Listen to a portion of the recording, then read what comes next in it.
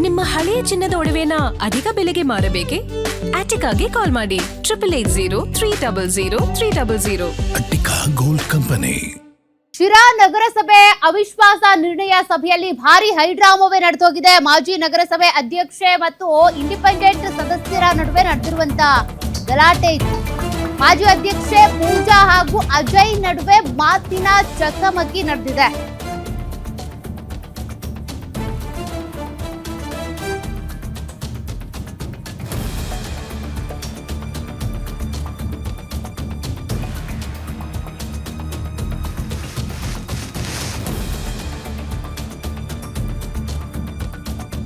High drama ಇದು.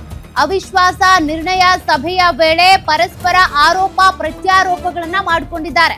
ಅಧ್ಯಕ್ಷ ಜೀಶಾನ್ ಮಹಮ್ಮದ್ ವಿರುದ್ಧದ ಅವಿಶ್ವಾಸ ನಿರ್ಣಯಕ್ಕೆ ಸೋಲಾಗಿದೆ. ಅಗತ್ಯ ಸಂಖ್ಯಾಬಲ ಸಿಗದ ಕಾರಣ ಅವಿಶ್ವಾಸ ನಿರ್ಣಯ ವಿಫಲ ಆಗಿದೆ. ಒಂದು ಮತದ ಅಂತರದಲ್ಲಿ ಅಧ್ಯಕ್ಷ ಸ್ಥಾನ ಉಳಿಸಿಕೊಂಡ ಜೀಶಾನ್ ಮೊಹಮ್ಮದ್ ಮತ್ತೊಮ್ಮೆ ನಗರಸಭೆ ಅಧ್ಯಕ್ಷರಾಗಿ ಜೀಶಾನ್ ಮೊಹಮ್ಮದ್ ಮುಂದುವರಿಕೆ. ಈ ಸಂದರ್ಭದಲ್ಲಿ ಭಾರಿ ಹೈಡ್ರಾಮವೇ ನಡೆದು ಹೋಗಿದೆ. ದೃಶ್ಯಗಳನ್ನ ನೀವು ಗಮನಿಸ್ತಾ ಇದ್ದೀರಿ.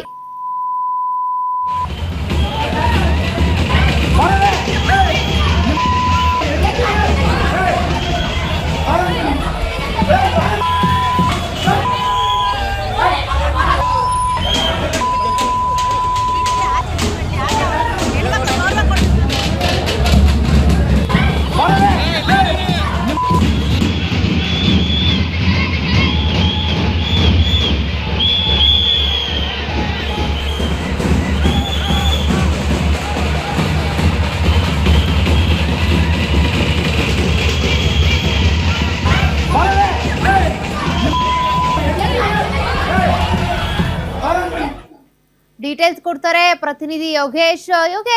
ಏನಿದು ಘಟನೆ? ಯಾಕಿಷ್ಟೆಲ್ಲ ಹೈಡ್ರಾಮಾ ಗಲಾಟೆ ಆಯ್ತು? ಸೌಖ್ಯ, ತುಮಕೂರಿನ ಶಿರಾ ನಗರಸಭೆಗೆ ಒಂದು ಅವಿಶ್ವಾಸ ನಿರ್ಣಯ ಗೊತ್ತುವಳಿ ಇತ್ತು.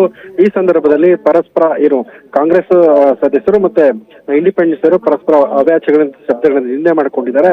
ಅಲ್ಲಿ ಜನಪ್ರತಿನಿಧಿಗಳನ್ನು ಮರೆತು ಬೀದಿ ರಂಪ ಮಾಡ್ಕೊಂಡಿದ್ದಾರೆ. ಅಂದ್ರೆ ಅವಿಶ್ವಾಸಕ್ಕೆ ಆಯ್ತು.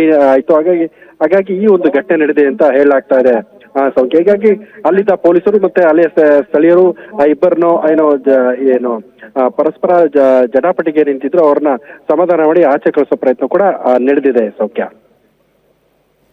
Thank you Yogesh ಡೀಟೇಲ್ಸ್ಗೆ.